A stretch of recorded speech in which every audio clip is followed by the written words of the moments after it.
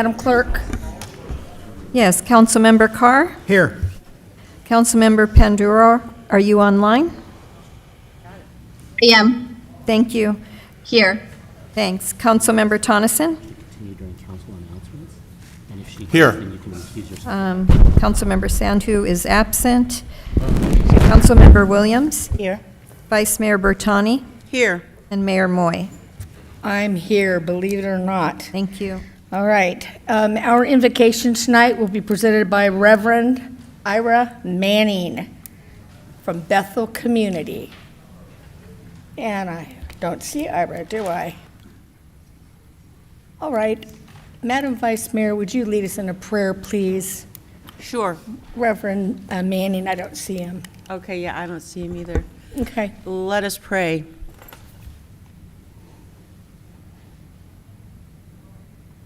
Lord God Almighty and everlasting Father, thank you for bringing us in safety to this new day. Protect us with your mighty power that we may not fall into sin nor be overcome by adversity. And in all that we do, direct us to the fulfilling of your purposes for our lives, individually and collectively as a city. We pray all these prayers in the name of Jesus the Christ, our risen Lord and Savior, who lives and reigns with you in the Holy Spirit, one God, now and forever. Amen. Amen. Thank you, Madam Vice Mayor. And tonight, for the Pledge of Allegiance, I'd like to ask the city clerk to lead us, please. Please join me in saluting our flag. Pledge allegiance to the flag of the United States of America and to the republic for which it stands, one nation, under God, indivisible, with liberty and justice for all. Thank you, Madam Clerk. And now we're going to go to council reports, and I'm going to start with Councilwoman Panduro online.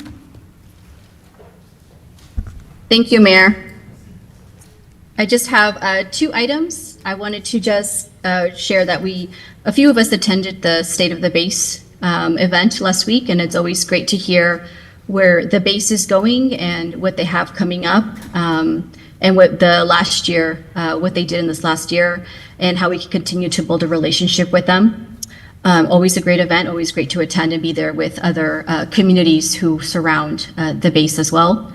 And then also, Madam Mayor, I wanted to ask about item number, I'm sorry, one second. That's okay.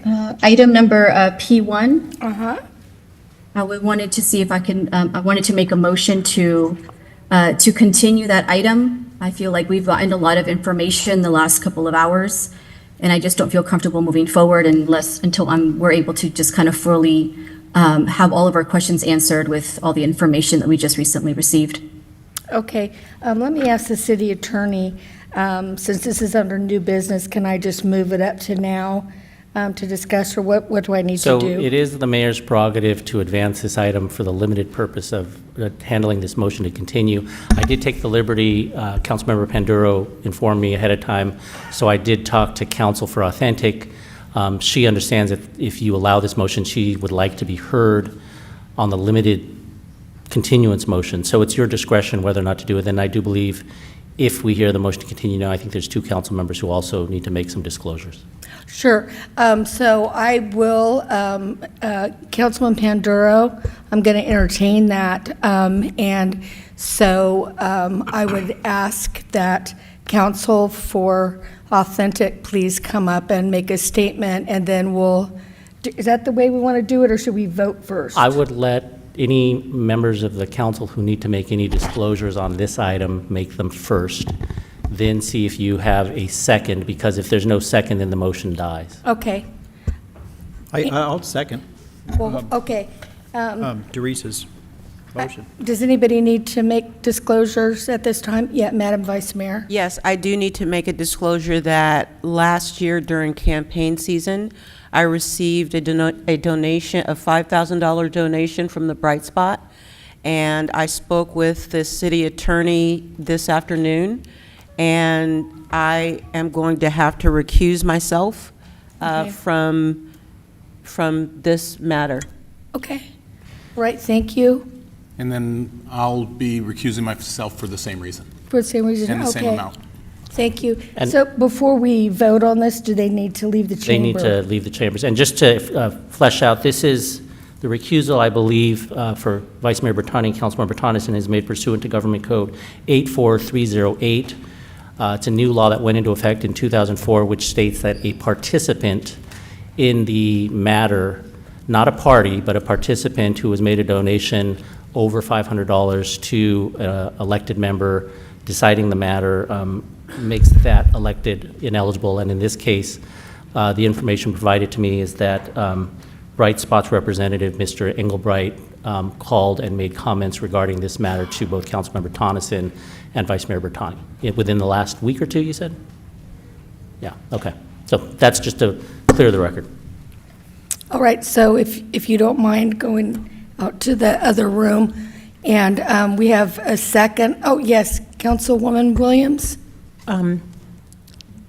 Just because I'm just very interested. So are they recruits only for this matter or up to a year about any cannabis matter? We can talk after. For now, it's this item.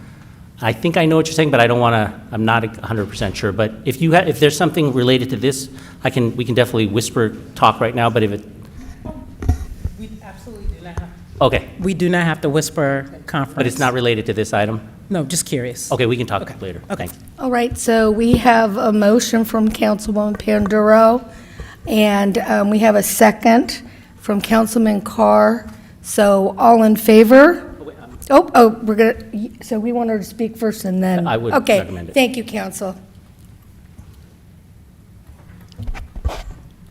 And thank you, honorable council members. I just want to applaud the integrity of this council. I really appreciate the disclosures that were made here. You know, $5,000 donations from a direct competitor are quite significant. And I just appreciate the transparency and the candor. We would request that the council not continue this matter, at least keep open the public hearing for testimony tonight. We have organized a number of people from the community who have turned out this evening to provide relevant testimony. I have also flown up from Los Angeles. I had planned on this for several months since the last meeting. I have a trial coming up scheduled on May 5th, which will likely keep me busy for several weeks, both preceding May 5th and after May 5th.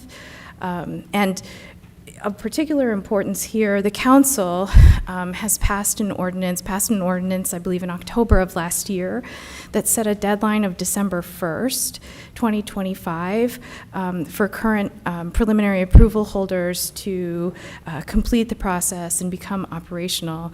And certainly, continued delays of resolution of this matter would prejudice our ability to move forward with that. We're here tonight. We're prepared. I think there's actually a very straightforward path, and I won't speak to the merits of this. I want to honor the agenda, but I very much appreciate the opportunity to speak with you all tonight. I'm impressed with the professionalism, the integrity, and the candor of all council members here, and we would sincerely appreciate the opportunity to be heard. To the extent that council believes that further guidance is needed, what I would propose is continue the public hearing, just as council did on December 3rd of 2024. There's nothing to stop council from doing that if they're not prepared to take action this evening. But we're here tonight. I think we're going to make a very compelling case as to why the laws do not require or even support revocation of preliminary approval, and we would sincerely appreciate the opportunity to present that to the Honorable City Council tonight. I'm happy to address any questions. Okay, thank you. I have a question for the city attorney, and that is, could we take the public comment if I decide to open the public hearing again, which I will do because people do want to talk about it, and then not make a decision and just reset it for later. Is that something that can be done, or? So procedurally, council can do as they please, and so what you're describing is if you wanted to reopen the public hearing, that's within your purview. You could continue to take more testimony, new evidence. There has, as Councilmember Panduro stated, as a reason for her motion is that there's been a lot of information that came in today and even in the last, I would say, hour and a half, and she wants time to digest it. So it would be within your right to open the public hearing. And then I forgot the second part of the question. And that was it, and just, move the rest of it, the decision-making and the contemplating and the deliberating to another date after hearing from the people who are here. Yes, right now you have a motion and a second, so that needs to be addressed before you do anything else. So if that Right. motion passes, then then this hearing will be continued to a date. And then my recommendation to the mayor would be to ask Authentic for a date that they're available to continue this hearing. But then at that future hearing, you could reopen the hearing, you could take more testimony, and then I think if I understand you correctly, you could then close the public hearing and take the matter under submission, and then issue a decision, and the body would then need to come back and vote, obviously. I would need to go do some more research on it, but generally, like for example, I think in the courts have 60 days, 60 or 90, I think 60 days to render a decision. I would recommend no more than 30 for everyone to think about it and then come back and vote. Yeah. But and I'll do some more research on that if that's. We'll see how we go with yeah. this. So, Councilwoman Panduro, do you object to people talking tonight, and then we just move our deliberations to another day, or would you like to just put everything off? I stand with my motion. Okay, so there's the motion and the second, so I'm going to ask all in favor, and because we have somebody, we have to do roll call vote, okay? Yes. Sorry, Councilmember Carr? Yes. Yes. Councilmember Panduro? Yes. Councilmember Tonneson is recused. Councilmember Santu is absent, and Councilmember Williams, Yes. and Mayor Moy. No. Okay, so 3-1. Okay, so that passes 3-1. And so we're going to go ahead and move this forward, and I'll ask council to come back up again so we can talk about a date. Are we going to hear the testimony of the? We are not. Oh, okay. That's not what, Councilman Panduro didn't want that. In terms of date, we ask that this be set for the earliest opportunity. So if there's another council meeting in March, we would ask for the opportunity to speak at that meeting. Under no conditions should this be pushed past, I think, April. I think, we need to get moving on this. I think there are really compelling reasons why we should put this to bed and allow, whatever decision is going to be made to stand. And I sincerely appreciate the opportunity to be with you all here tonight. I very much hope I'm able to join in person, and I hope it's the next meeting in March. Right. So I'm going to set it for the next meeting in March. And I'm also going to say that I don't want to hear from anybody. I don't want to hear any letters, if I can say that. I'm just saying me personally. But we need to have a deadline for stuff that's coming in. We had a flurry of stuff that came in, which is part of the reason I think that we're delaying tonight. And, allegations and, slandering people and threatening. And I'm not saying you, but that's been going on. Sure. Not from you. Okay, good. And I'm glad. I don't appreciate that. I don't appreciate people threatening me in any way, and I won't put up with it.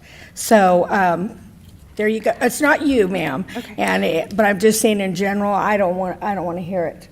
And Madam Mayor, so you do have the right to set a deadline for, basically it's an announcement of when you will stop considering new information. Right. Just so you know, if we get more information, we are bound as a public entity Right. to continue to take it in and publish it publicly and put it on the dais. Sure. But as a decision maker, you can say, look, if I get anything after like 2 o'clock on the 18th, I'm not going to read it. I don't have time to read it, What is the date of the next? the 18th. The 18th, so, I mean, I would say the Friday before. That's when I expect that anything coming in. After that, we won't consider it. Absolutely, and we're happy to meet whatever deadlines are set by council. We also welcome the opportunity for continued discussions about a path to resolution in whatever form that takes. We care about being partners with this city. We're here and we're ready to get rolling. Thank you so much, and I apologize for the delay. Thank you, Mayor Moy, and Yeah. thank you, honorable council members. And so, Madam Mayor, to be clear, so is it close of business 5 p.m. on Friday, March 14th? Yes, sir. Okay, so the public's on notice that that's when this council, at least this mayor, is saying that she will not further consider new evidence. However, anything that comes in after that date will, of course, be marked for the public, for the council to deliberate if they want, but the mayor has put people on notice that she's not going to review anything past Friday, March 14th, which I think is reasonable. All right, thanks. Thank you. And so now we're going to continue with council reports. Yep, and they're coming back, but in the meantime, Councilwoman Williams, can we hear from you? Absolutely.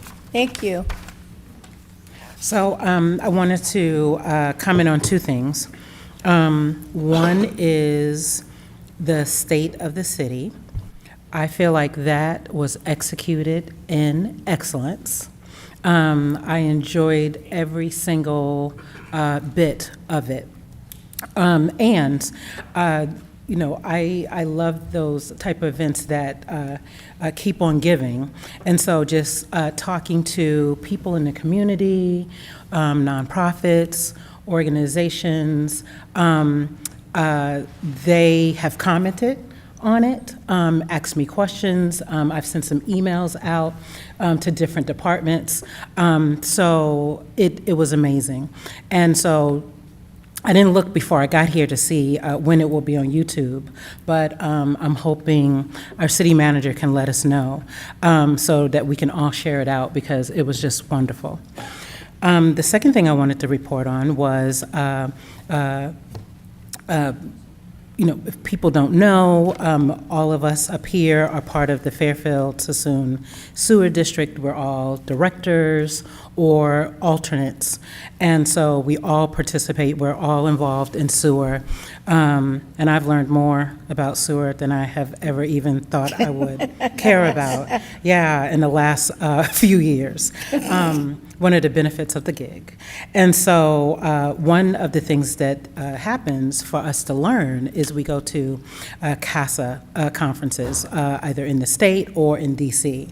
So Director Carr and I went to Washington, DC last week to a policy meeting, policy conference, and learned a lot.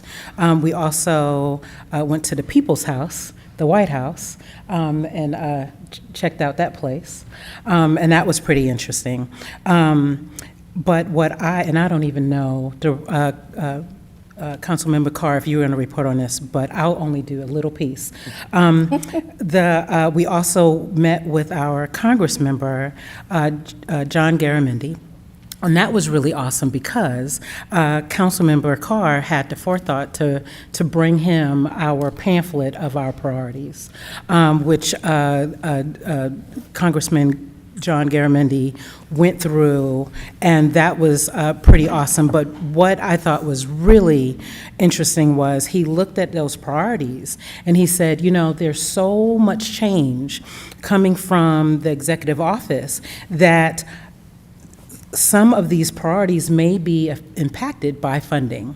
And so what he said for us to do as a city is, once we see that there is an impact on our funding by anything that's going on, shifts in the federal government, either through executive orders or shifts in departments, any changes, he needs us to let his team know immediately, because chances are we're going to figure that out before his team is able to catch up.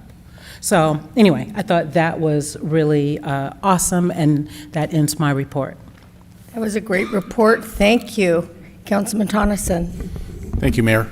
I just want to report about the downtown. I've been getting many calls. Yeah, all of us probably have. Downtown falls within my district. I have my office downtown. We're going to get there. You know, the parking is going to suck for a little while, but the outcome or the end of it is going to be a good thing.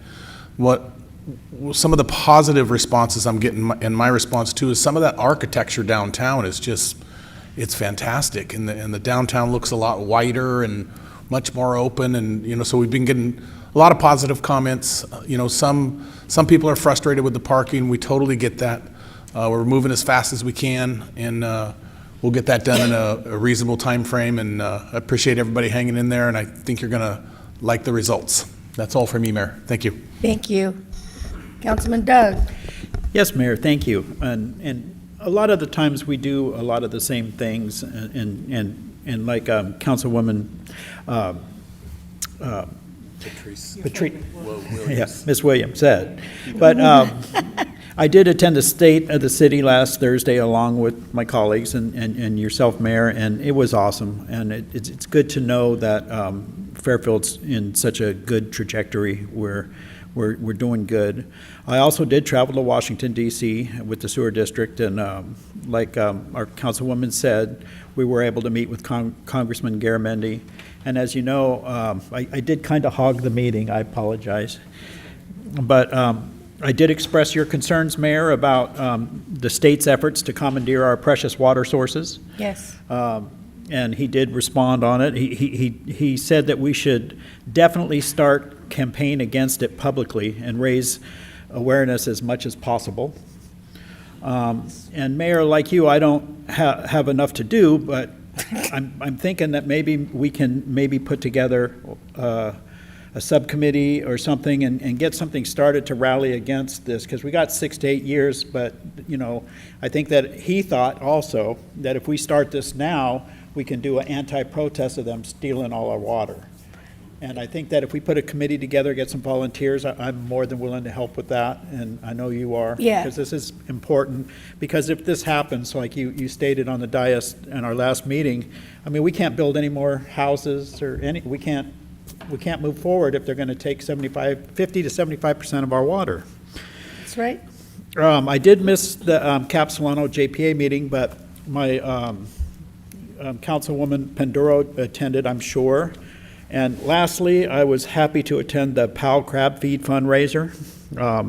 It was so good. I love that event so much, and I did get my money's worth, I'll tell you that. And that's my report. Thank you, Mayor.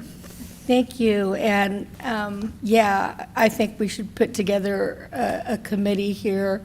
I'll be going as part of the water agency to testify, but we all could too. And as I said last time, the folks up there are going to listen more to elected officials than they will to staff. You know, I love staff, but for some reason they're more about elected officials. So yeah, it does make sense. And the congressman, I think, is very correct. So we'll do that. Thank you. And thank you for going back and representing us. Madam Vice Mayor. Thank you, Madam Mayor. Thank you, everyone, for coming out this evening. Thanks for watching from home. Just a few things. So last Thursday, the 27th of February, we had a landscape oversight committee meeting, and that committee meeting was well attended by many residents from Rancho Solano, from Waterman Highlands, and from Rolling Hills to talk about the City Council's decision in January at the retreat to abandon the 218 LLMD, or Landscape Lighting and Maintenance District project for 2026. We heard loud and clear from many of the residents who are very concerned about pushing off that action, and that is because in the neighborhoods that don't have newly formed LLMDs, the landscaping is going down quickly. The longer this decision is put off or delayed, the more expensive it is going to be to get these districts back to where they belong. So I have talked to the mayor, and I've asked her to agendize two things as a direct result of that meeting. Number one, to bring to the city council consideration for adding 3 additional at-large seats to the Landscape Oversight Committee. Right now, every district has a appointed seat to serve on that committee, but every district does not have a volunteer or a representative that's stepped up and said they're willing to help. So while this will not take away any district seat, it will add 3 at-large seats so that we can have a better representation and, quite frankly, more help on the committee by people, some of whom literally volunteered at the Landscape Oversight Committee meeting last Thursday. Literally volunteered and said, let me help, I want to do it. So there's talent out there, there's help out there, and we want to encourage them to participate in this process. You know, people support what they help to create. So I've asked the mayor to agendize the city council's consideration of adding 3 at-large seats to the Landscape Oversight Committee meeting, and to schedule, hopefully, well, maybe at our next city council meeting, for this city council to reconsider the vote in January to abandon the 218 process for 2026. And I say that because, like I said at the city council retreat, that making these decisions without hearing from our residents is, I think, premature at best. So I'm asking that the city council have a reconsideration of the vote and let the residents come, let the residents speak to their desires and their issues in terms of the LLMD process. So I've asked for those two things to be agendized at a city council meeting as soon as possible, because time is of the essence. Enough with LLMDs for now. I would like to say that I, too, very extremely proud of the city at the State of the City event, and that event is sold out. I mean, it just gets bigger and better every year that we do it, and I think there's a reason for that. I think that our mayor, our city manager, and our staff just continually go above and beyond doing really great work in the city, and it's worth talking about, and it's worth bragging about, and it's worth knowing about, which is why so many people attend those events. So, you know, job well done, outstanding, excellent. I will say that the Clergy Action Network, or Fairfield CAN, will be having our first Fresh Food Festival. That's a Fresh Food Festival giveaway at Anna Kyle Elementary School on Wednesday, March 26th.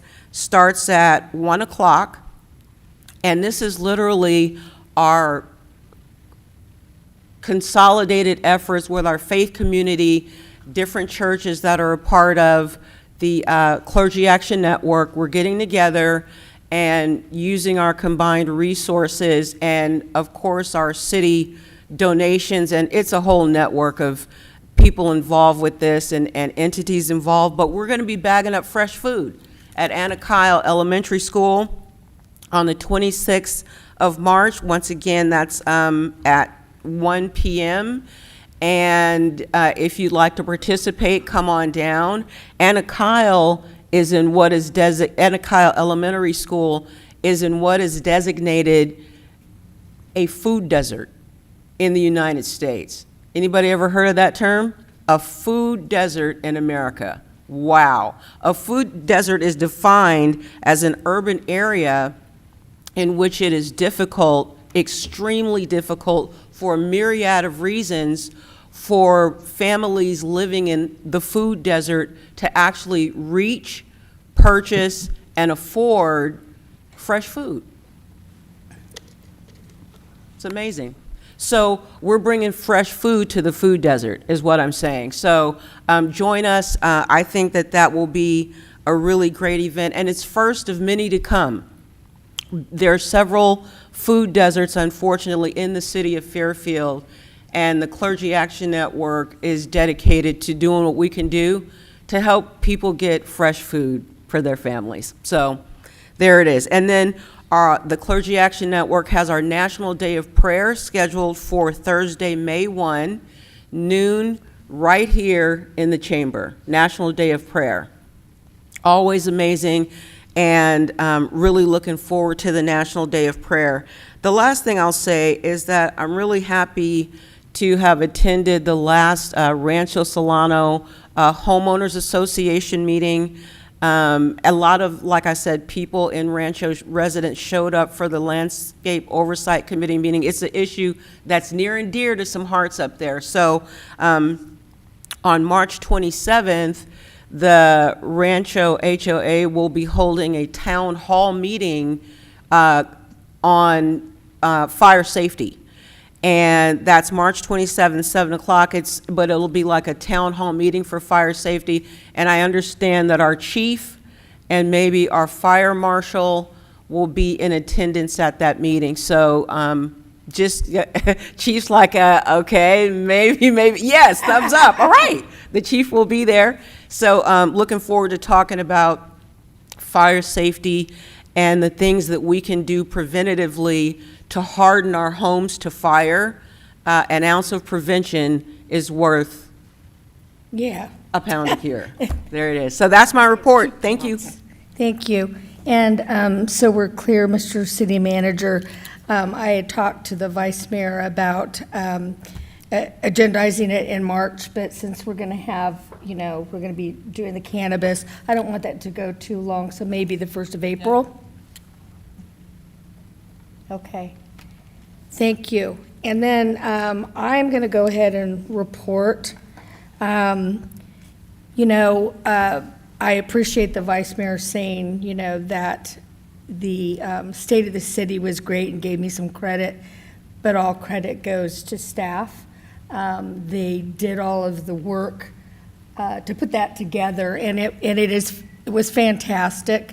I got excited about our city again hearing that, even though I know because we live it, or I wake up, I have nightmares about the stuff now. But anyway, it all has to do with staff putting that together. It's just fantastic. And do you know when it'll be up on YouTube?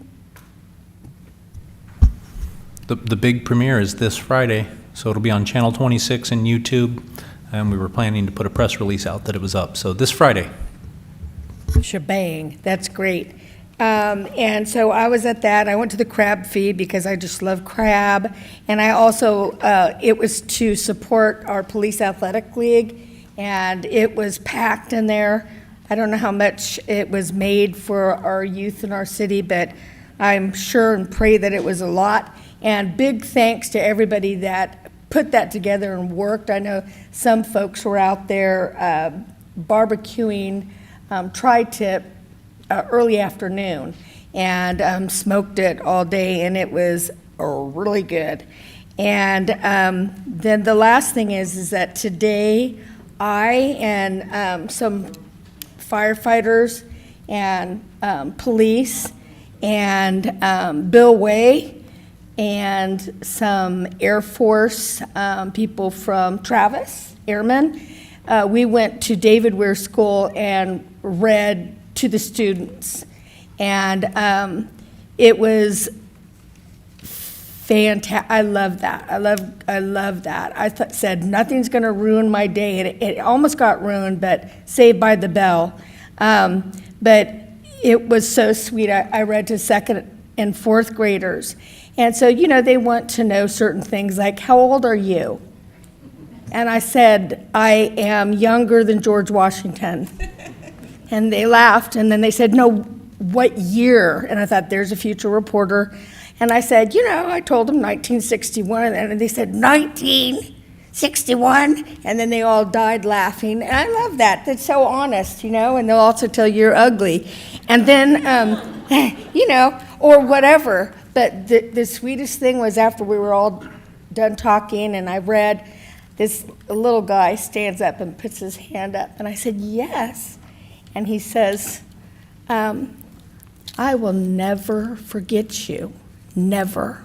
And he looked me in the eyes, and I thought, I'm gonna cry or go in a puddle right now. He was so cute. And then it kind of turned into I didn't mean for this to happen. The kids did it.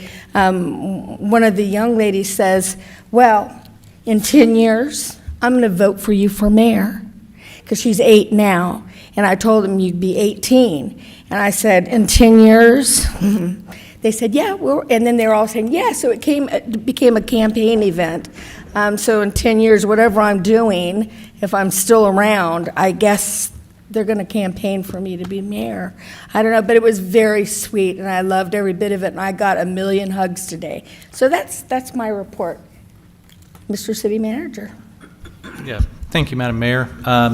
So just one quick note on thank you all for the kind words on the state of the city, but I definitely have to give a shout out to the Fairfield Sassoon Chamber of Commerce. They were the ones that ultimately were the organizers and the producers, and I'm very appreciative of their partnership in putting on that event and helping us to look good at that event. So thank you to all the staff over at the Chamber as well as our staff.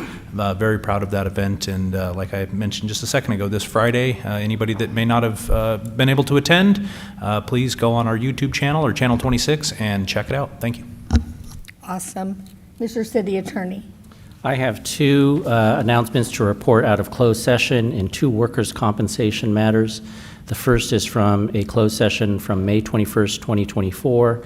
The city reached a settlement in the matter of E.F. Ryan Hughes in workers' comp matter FFL 2100152, and that settlement and final judgment can be found on the California's workers' comp website.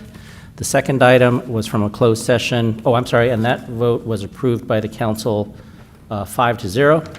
The second was a closed session item from February 4th, 2025 in the workers' compensation matter of Keith Packer, docket number FFL 2100135. That was approved by the City Council by a vote of 7-0, and the final determination can also be found on the California Workers' Comp website. Thank you. Thank you. Madam Clerk. Just one item. We still need members, new members for the Landscape Oversight Committee, as Vice Mayor Bertani mentioned. And if you just email cityclerk@fairfield.ca.gov, we can send you an application. Thank you. Thank you. Yes, Madam Vice Mayor. I think that I forgot to mention that our next Landscape Oversight Committee meeting is Thursday, the 20th of March at 5 p.m. at the city's corporate operations yard. I'm not quite sure what the name of that place is, but it's at 420 Gregory Street in Fairfield, 5 p.m. Thursday, the 20th of March. Thank you. It's just the Corp Yard. You got it. Okay, now we'll go to presentations, please. Presentation, proclamation declaring American Red Cross Month, presented by Councilmember Carr to Nanette Shemaya. She's the Northern California Coastal Region Disaster Preparedness Lead.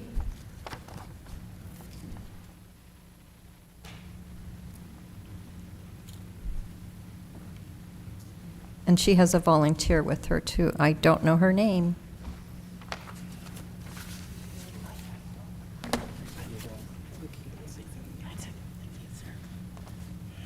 Okay. American Red Cross Month, March 2025, whereas in times of crisis, people in Fairfield come together to care for one another. This humanitarian spirit is part of the foundation of our community and is exemplified by American Red Cross volunteers and donors. March is American Red Cross Month, so we recognize the compassion of people in Fairfield and honor the kindness of our volunteers and neighbors who aid families in need every day as they carry out organizations' missions of preventing and alleviating suffering. And whereas this generous spirit is woven into the fabric of our community and advances our humanitarian legacy of Clara Barton, who founded the American Red Cross 143 years ago. And whereas today, kind-hearted individuals in our community exemplify Barton's commitment as they step up through the Red Cross in the Northern California coastal region to provide a beacon of hope for our neighbors in need. Through their voluntary and selfless contributions, they make a life-saving difference in a people's darkest hours, whether it's delivering shelter, food, and comfort during disasters, providing critical blood donations for hospitals, patients, supporting military families, veterans, and caregivers through the unique challenges of service, saving lives with first aid, CPR, disaster preparedness, education, and other skills, or delivering aid and recognizing loved ones separated by global crisis. And whereas last year in Solano County, 151 American Red Cross volunteers helped 60 families affected by home fires, providing emotional support, addressing immediate needs, and helping families recover with emergency financial assistance or community resources. 909 community members served through home fire and disaster preparedness. Education collected 329 units of life-saving blood, hosted 18 blood drives, taught skills that saved lives to 3,926 community members, provided international humanitarian aid, and supported 580 military members and their families. And whereas we hereby recognize this month of March in honor of all those who lead with their hearts to serve people in need, and we ask everyone to join in this commitment to strengthen our community. Boom. Thank you very much. Thank you. There's that proclamation. If you guys want to say something right quick. Sure. Okay. I'm going to get my information. Here.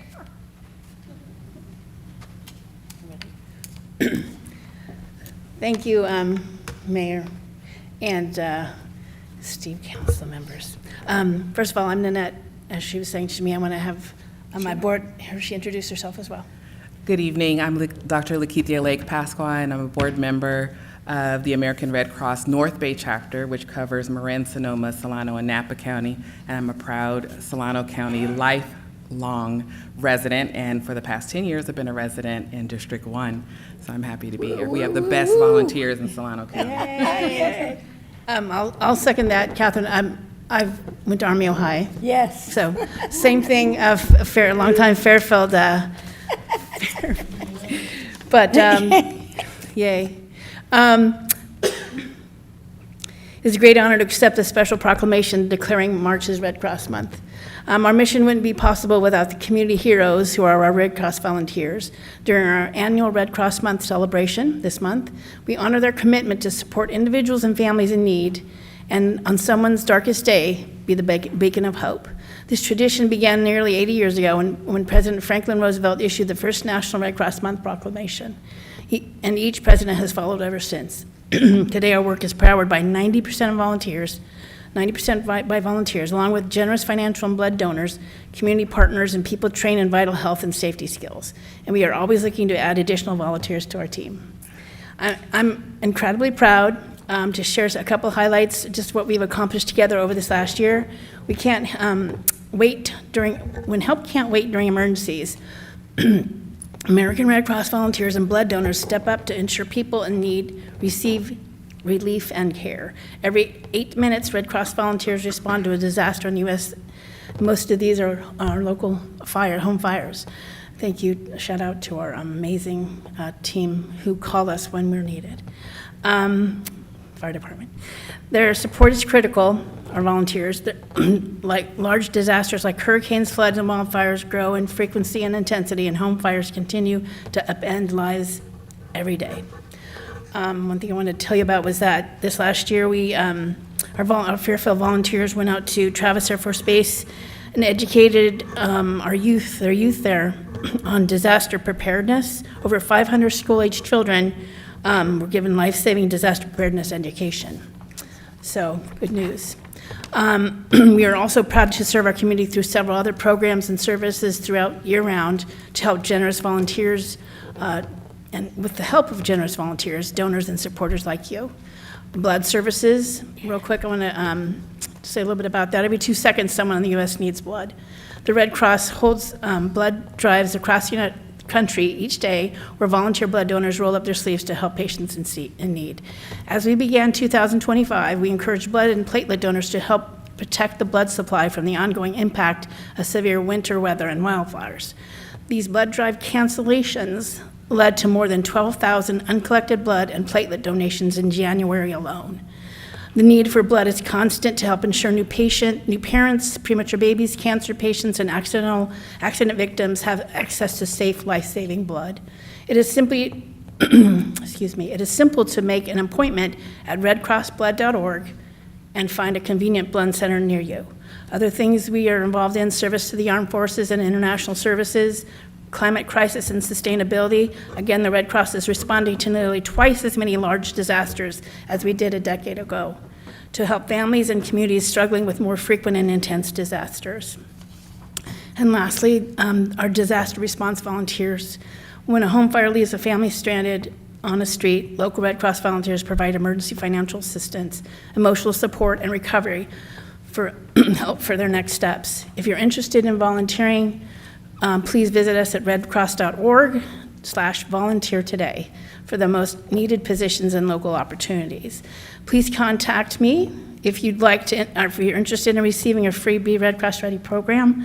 We come out and we have a team that comes out and teaches Be Red Cross Ready preparedness classes. We train you how to get a kit, make a plan, and be informed. We welcome the opportunity. On behalf of the American Red Cross, we thank you for this proclamation, but most of all, we would also like to thank you and many of our city staff members who have worked closely with the American Red Cross over the years to be a better prepared city for all types of emergencies or future disasters in our communities. Thank you so much. Thank you.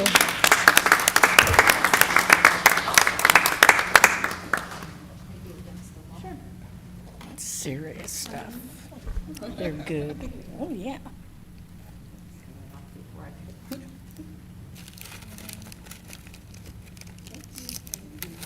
What do you want for us?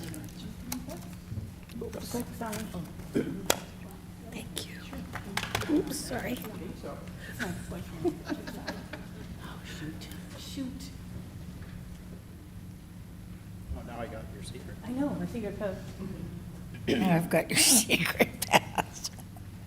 Say cheese. Cheese. There you go. Thank you so much. You're welcome. Thank you. Thank you. Thank you.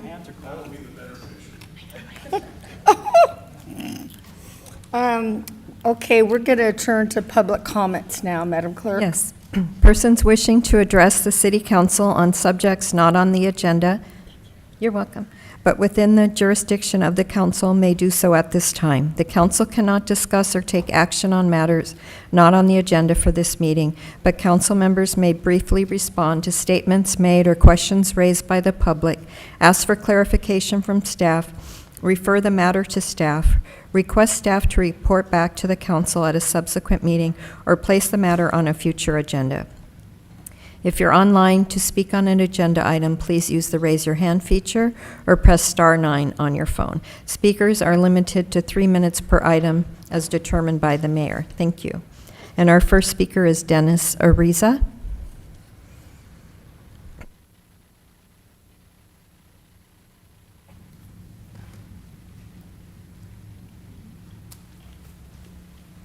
Dennis? You, never done this before, not a public speaker, but I want to introduce myself. I'm Dennis Ariza.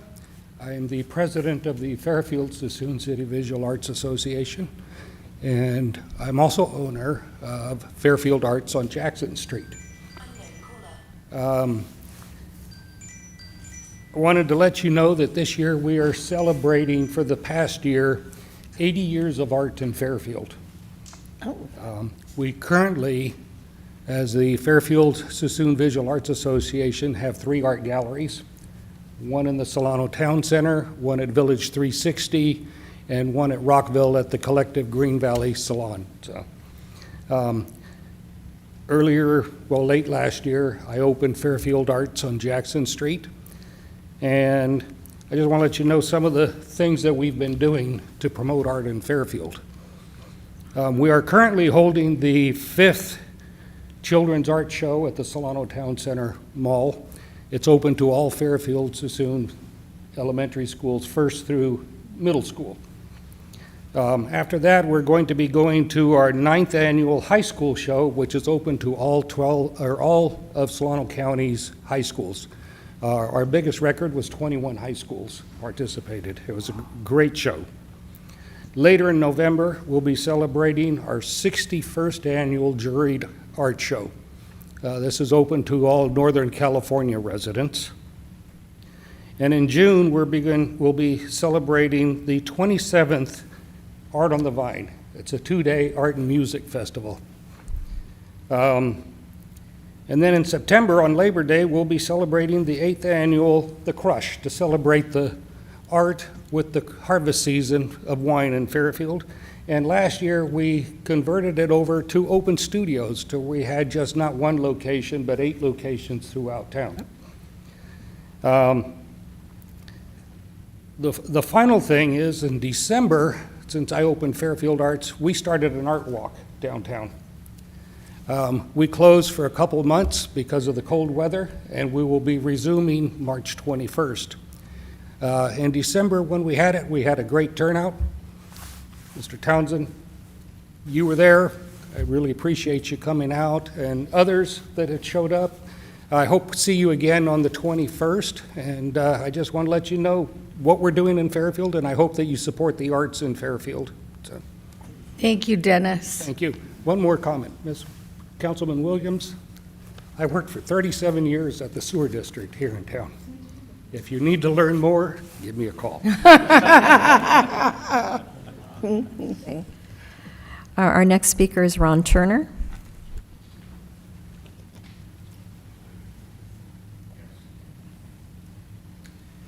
Good evening, Mayor Moy and council members. I'm Ron Turner, and today I'm wearing the hat of representing our nonprofit, the 100 Club of Solano and Yolo Counties. And I would like to invite all of you to our memorial service that we're going to have on May 7th at 12 noon. And it'll be on Union Avenue in the 500 block at the sheriff's office.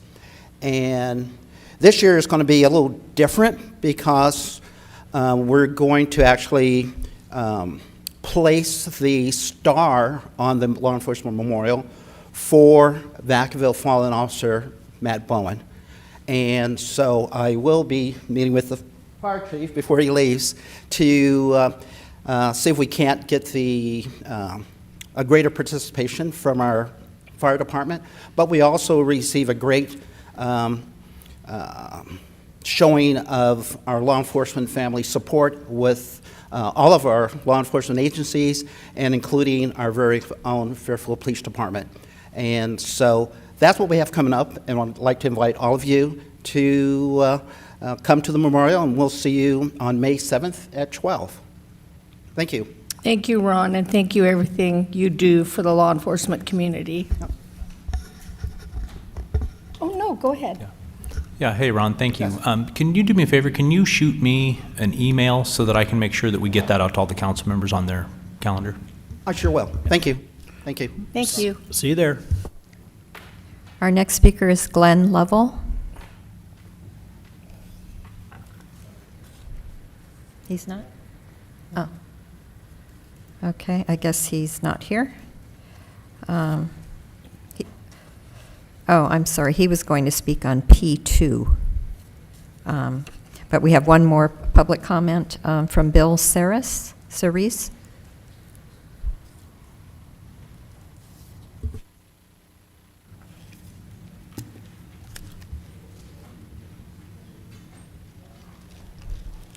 Okay, I was trying to find out what we can get done about these illegal people selling drugs that's killing people here in town. And also a guy Friday was in a car driving by the courthouse. Some woman kept brake checking him, finally stopped and got out and beat him up. He was over here at the police station and nobody could help him. He finally went home. He looked like he should be in the hospital because she beat him so bad.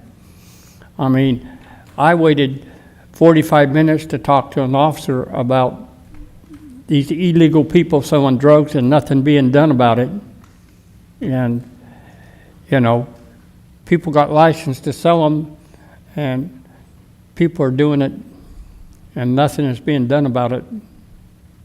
And I think the city needs to get it more involved in cracking down on these illegal people selling drugs of all kinds on the street.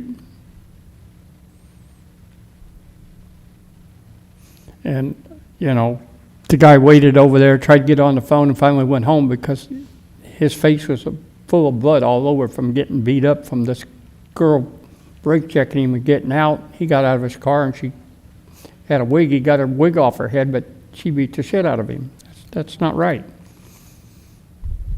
You know, and the police station should have somebody there so you're not sitting there waiting for 3 officers to show up for 45 minutes.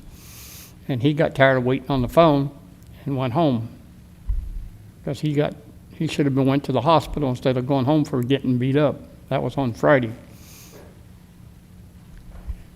You know, that's uncalled for. There should be enough officers on duty to have one at the station at all times when stuff happens. You know, I just don't understand why people can sell drugs without a license and get away, not get busted for it. 2 girls, one died and the other one, her sister brought her back in January for a guy selling drugs on the street. And that's just, he's already been in prison once for it. So, you know, we need a better undercover unit, because I talked to an officer when they were selling drugs over here in the park in a trailer. You have It wasn't 20 licensed. seconds left to talk. It wasn't licensed, and he had 12 or 15 people standing in line to buy drugs. He had somebody working for him. That's wrong. And that went on for over a week before the city finally moved him out of there. You know, that's not right. Thank you for coming, and your time is up. Thank you. Uh-huh. Have a great night. You too. Thank you for coming. Did anyone else wish to speak on public comment? No.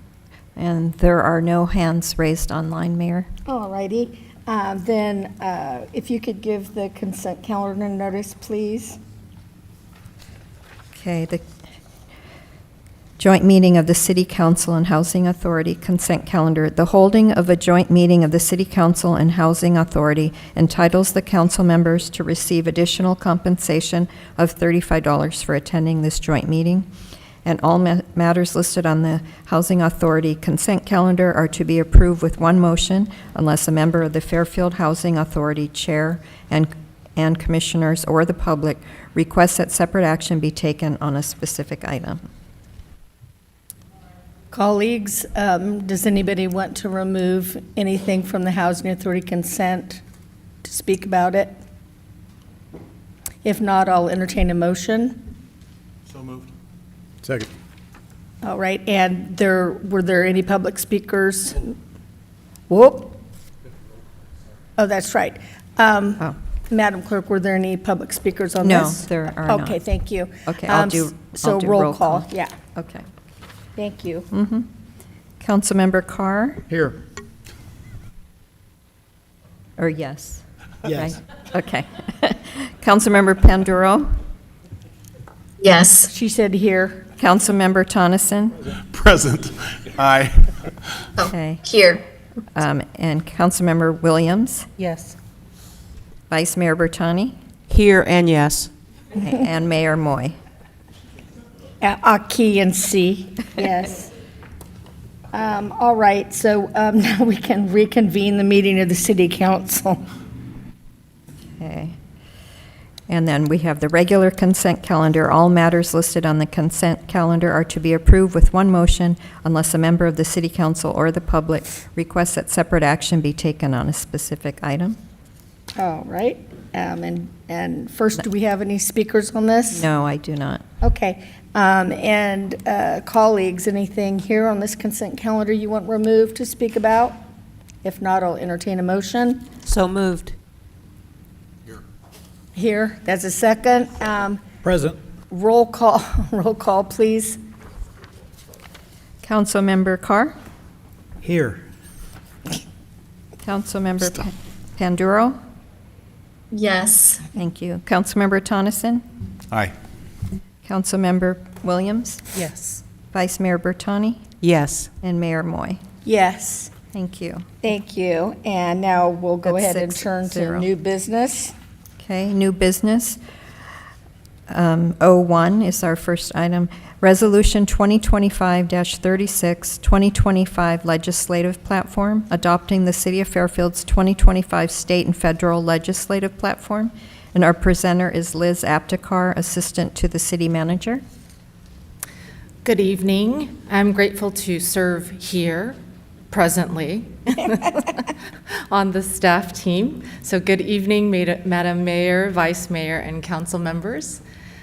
I'm here to present the 2025 legislative platform for your adoption this evening.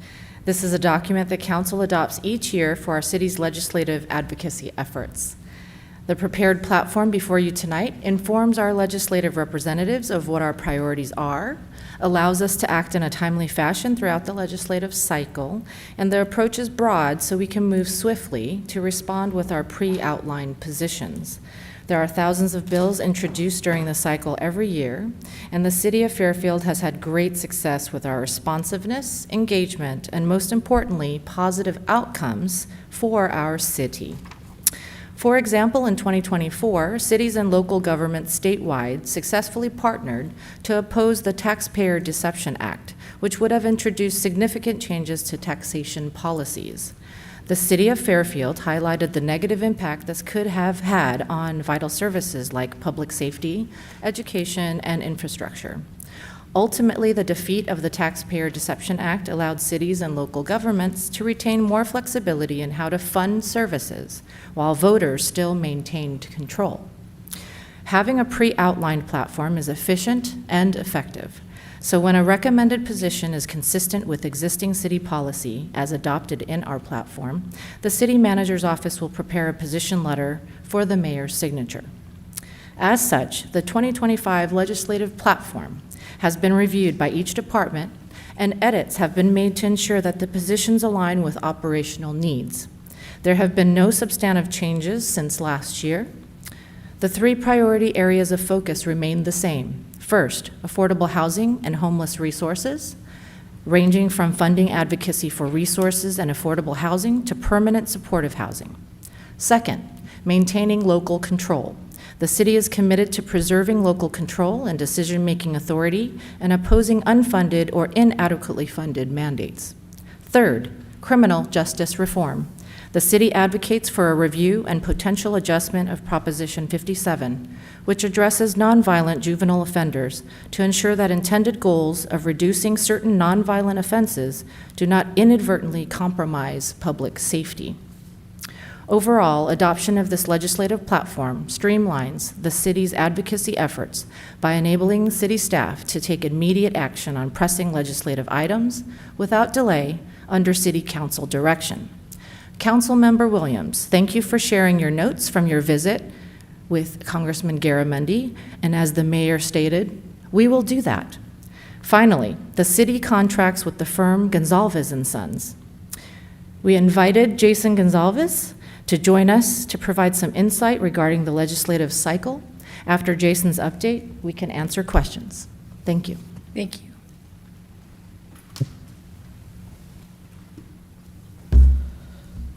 Good evening, and thank you, Liz, for the introduction. Good evening, Madam Mayor, members of the council. It's a pleasure to be back before you this evening. I guess anytime you can get out of Sacramento, it's a pleasure, but it's always a great opportunity to meet with your staff and also absorb your direction as we move into the two-year 2025-2026 legislative session. Very briefly on, as you know, the 2024 session was the second year of a two-year session, and it adjourned August 31st, sine die, as constitutionally required. It did not disappoint. The legislature passed 1,206 bills and sent them down to the governor for his 30-day review period to take action on 1,200-plus laws. The governor signed 1,017 of those 1,200 bills, so we have 1,000-plus brand-new laws on the books as of January 1st. I'm sure all very much needed statutes, but it's again, not without each year 1,000 plus or minus of those bills. The end of session always has quite a bit of excitement. Last year, prior to the August 31st adjournment, there was even an enhanced level of excitement as the Vice President became the Democratic nominee for president, and the Democratic convention in Chicago, we lost about a dozen plus or minus legislators as we were vetting, as the legislature was vetting 1,000 plus of those bills.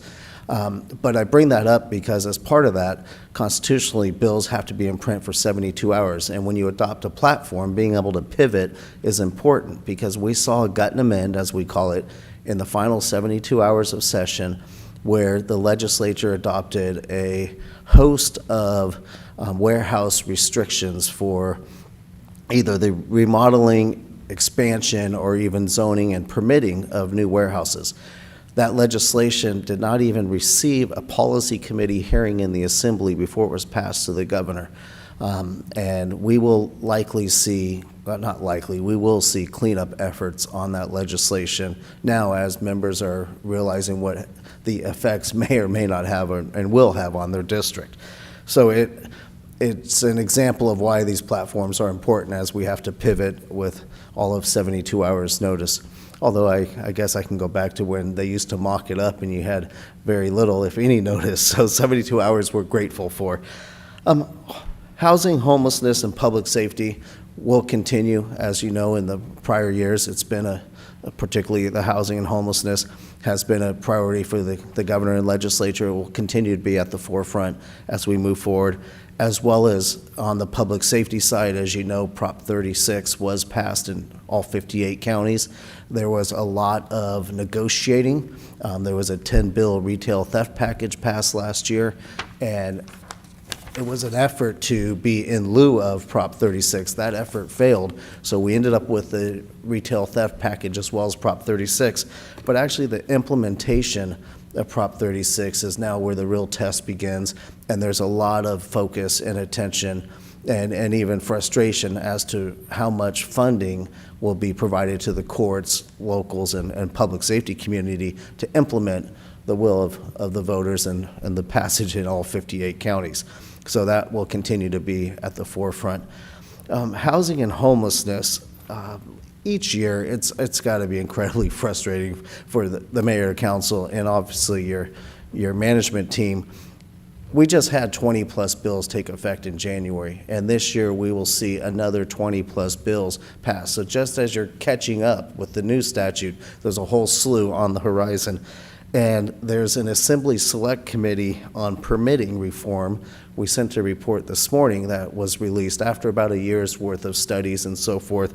And the report concluded the systemic permitting challenges that slow critical housing and climate infrastructure projects in California. The chair, who used to chair the Assembly Housing Committee, Assemblymember Buffy Wicks, came out and said, we will see 20-plus bills in response to this report. So the housing, homelessness, implementation of care court, all of that will continue, again, to be at the forefront. And we'll be diligent to ensure that you're aware of those efforts and try to push back on the one-size-fits-all proposals. I mean, what works in San Francisco clearly is not going to work statewide, and that's not a criticism of San Francisco. It's just obviously a very different, Should be. a very different local agency than most other cities throughout the state. It's actually a city and a county, for that matter. The governor's budget, the governor in January proposed a $322 billion state budget. That budget proposes a $363 million surplus. I guess surpluses are defined differently because it also uses $7.1 billion of the rainy day fund to get at that surplus. The upside is California's revenues grew by about $16.5 billion in the second half of the budget year. The downside is the legislative analyst continues to project a $20+ billion deficit, structural deficit, ongoing, which was only exacerbated by, unfortunately, the wildfires in Southern California. Those wildfires have changed a lot of the tone in Sacramento. After the November election, you saw efforts by California, and the legislature passed $50 million to protect California's values and anticipating potential litigation given the new president and the incoming administration. Now, given the wildfires, that Trump-proofing quickly turned to addressing California's affordability crisis. And we had an extraordinary session on addressing the affordability crisis. Those efforts will continue. The legislative leadership reduced the number of bills members can introduce. The good news is in the Assembly, it went from 50 bills per member down to 35. In the Senate, 40 down to 35. The bad news is that's 4,000 plus bills in a 2-year session. So it's a reduction, but we will still see quite a bit by way of legislation. The deadline to introduce legislation this year was February 21st, about a week ago. 2,350 bills were introduced, many of which are spot bills, and they have to be in print for 30 days. So we'll continue to keep you apprised as they take shape. But we will also continue to look out for efforts to circumvent, obviously, your local land use decision-making and your local efforts to address the priorities of public safety, homelessness, and the like. So we will, one last tidbit. After the November election, we had 23 new Assembly members, 13 new senators, 7 of which had previously served in the Assembly. So you have 29 new members, coupled with, in 2022, we had 37 new members. So 66 of the 120 members of the legislature have served 2 years or less. That gives us, obviously, the direction to tell your story. A lot of the members, the policy committee chairs, and so forth, the issues will be new to them when you have 60+% with 2 years or less experience. And I would note that your state senator, while newly elected, has been around local government. I knew him as mayor of West Sacramento. He serves on the Housing Committee as well as the Local Government Committee. And Assemblymember Lori Wilson, who has been fantastic to work with, she's chair of Transportation, and she also serves on Assembly Housing and Assembly Local Government Committee. Very unique circumstance where both of your legislators are serving on the key policy committees for issues that will be before those issues affecting local governments that will be before those committees. So lastly, I want to thank, obviously, yourself again for the opportunity. Your management team does a fantastic job of giving us direction. It enables us to be successful and advocate on your behalf in Sacramento. And your legislative platform is a shining example of that. So very much appreciate the time, and I'm happy to answer any questions you may have. Colleagues, questions? Councilwoman Williams? Thank you. Thank you, Liz, and thank you, Jason. So in one of the policy statements surrounding community development, there was a statement surrounding seeking additional funding through grants. Is that something that you do in all of our policy areas, track funding grants? Our firm does track funding opportunities, grants, even members' requests on behalf of the city, and works with your management team. And if there's additional policy areas that grants become available, we'll notify you. And if there's other priorities of the mayor and council, obviously we can look out for those as well. So the answer is yes. Awesome. So that's something you regularly do and will Yes. continue. And so there's, you know, a lot of shifting and on the federal government side. How does that impact funding that has gone into the state and now is, you know, funding that we've requested? How does that flow through and impact us on a local level? That's a question I wish I had a dollar for every time I'm asked it since January. And all kidding aside, most state agencies, most dollars that flow from the federal level, even members' allocations to local agencies have been frozen at this time. We are optimistic from colleagues in DC that things will start to become a little bit closer to normalcy and those funds will continue to flow. But at this point, the pause button has been hit on most of those funds. Transportation, housing, you name it, across the board. I have a statement and then one last question. So also what we learned when we were in Washington, D.C., I think it was at the conference, that what is happening is money is from federal, an executive order or a shift comes through, it stops money, but then it's lifted, but the money isn't immediately lifted. The money is still frozen. I think there's administratively an issue with once the money is released, it's not immediately flowing. It's in a freeze mode. So anyway, I thought that was pretty interesting. And so my final question is, you know, you're right. We have a Congress person that really cares about Solano County and our city. We have local state representation in Assemblymember Lori Wilson and our new senator, very engaged. And so I didn't know about our senators, what he's chairing and what he's doing, but I know Lori Wilson is very engaged, has her fingers on a lot of things, and as you say, said a transportation chair. How are we leveraging these chairmanships and these these, I don't know, just is such a unique positioning for the city of Fairfield. How are we leveraging that to get our fair share and more? As projects are identified, priorities for the mayor and council, we reach out to both of your legislators, keep them apprised. Assemblymember Wilson, whether there's members' request or not, you know, given the budget deficit, that's always some uncertainty. 2 years ago, when the deficit was $50 billion, I thought no chance of members' requests, but they did fund some small ones. Now with new members, they all want to bring something back rightfully to their district. So we're still acting as if members' request and advocating as if members' requests will go forward. But then the second part, the opportunity for like transportation projects with Assemblymember Wilson being chair. She's a ex officio member of the CTC, the Transportation Commission. So, you know, all those federal dollars and state dollars based on, I don't want to call them grants, but the programmed funding opportunities, she has a voice there as well. So as we get direction, we'll begin advocating and planting those seeds. Councilman Tonneson. I just wanted to say thank you, Jason. You've been doing this a long time. I'm sure if you were here when Kevin O'Rourke was here, our hair colors were both a little different.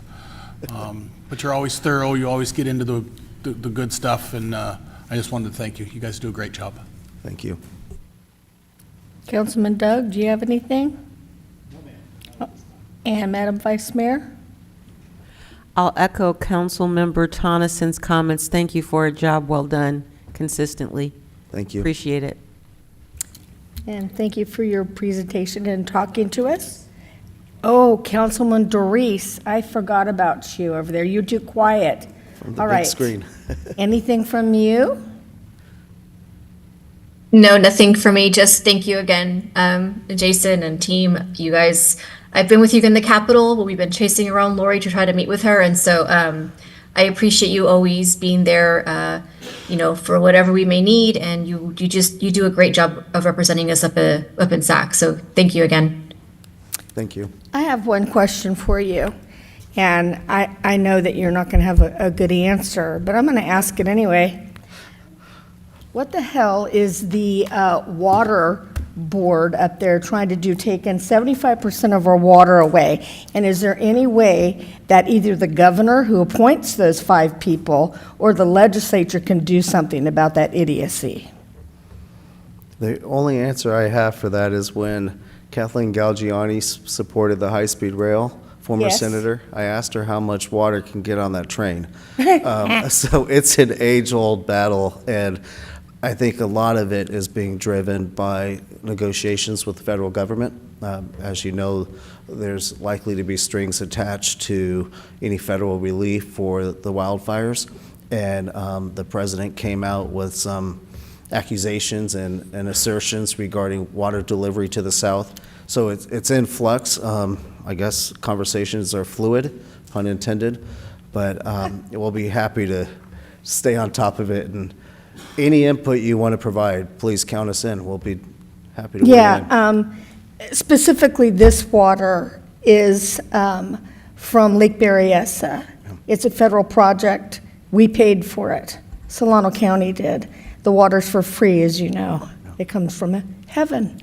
And so down in hell, down there in Los Angeles, they don't get as much. But my point is this, that they're wanting to run out our water is for fish. It's not for firefighting. It's for fish. And again, those 5 are appointees, and we're going to be coming up strong on that. And along with the Solano County Water Agency, we only put 1% of the water into the Delta, but we are the ones that are being hit the largest. And so anything you can think of to help us, if you can let us into any secret rooms when we come up, anything like that, yeah. Count us in, absolutely. Serious. But as Councilmember Tonneson said, I'm getting old enough, I get nervous when you mention heaven and hell around me. Go to Count us heaven. in. Okay, I'll be praying for you. You pray for me, Will do. because I'll be driving that bus. Anyway, thank you very much. Thank you.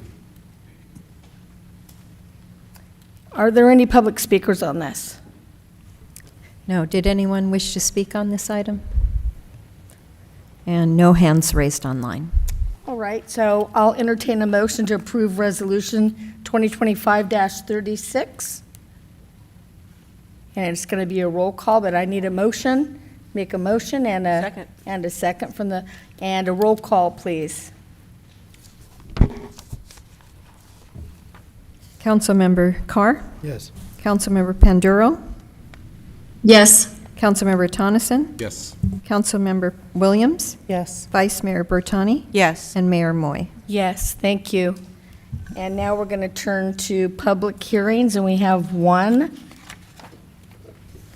Yes, public hearing item P2, resolutions 2025-38 and 2025-39, Community Facilities District Number 2012-2 annexation, annexation number 70, annexing territory, Storage Pro RV parking to Community Facilities District Number 2012-2, Public Safety Services, Open Space Operation and Park Maintenance as annexation number 70, authorizing the levy of a special tax within the annexed territory and submitting the levy of a special tax to the qualified electors thereof, and declaring the results of a special annexation election in territory annexed to Community Facilities District Number 2012-2, Public Safety Services, Open Space Operation and Park Maintenance, determining the validity of prior proceedings and directing recording of amended notice of special tax lien for City of Fairfield,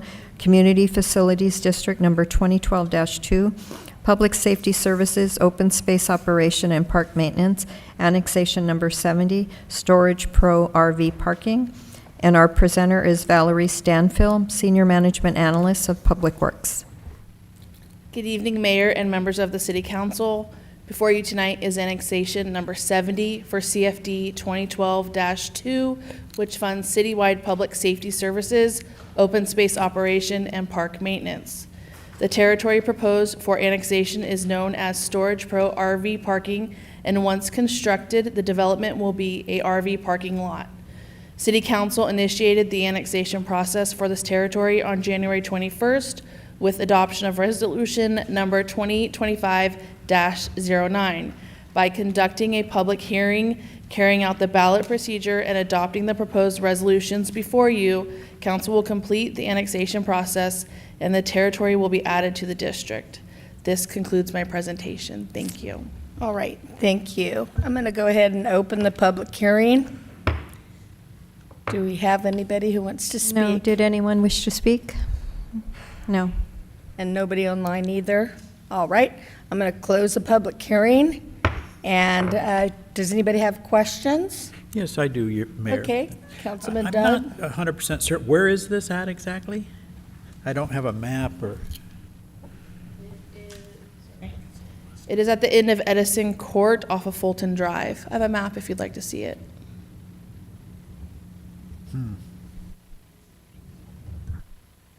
Any other questions? How about you, Councilwoman Panduro? No question? No questions, Mayor. All right, very good. I will entertain a motion then to pass this or not. Actually, Madam Mayor, first you need to make a motion as to Resolution 2025-38. If that passes, then we have the election, and depending on those results, then you could move to pass Resolution 2025-39. Okay. So a motion for Motion that? to move 2025-38. Okay, and a second. A roll call, please. Sorry, who made the second? Oh. Councilmember Carr? Yes. Councilmember Panduro? Yes. Councilmember Tonneson? Aye. Councilmember Williams? Yes. Vice Mayor Bertani? Yes. And Mayor Moy? Yes. Thank you. And I'll open the ballot.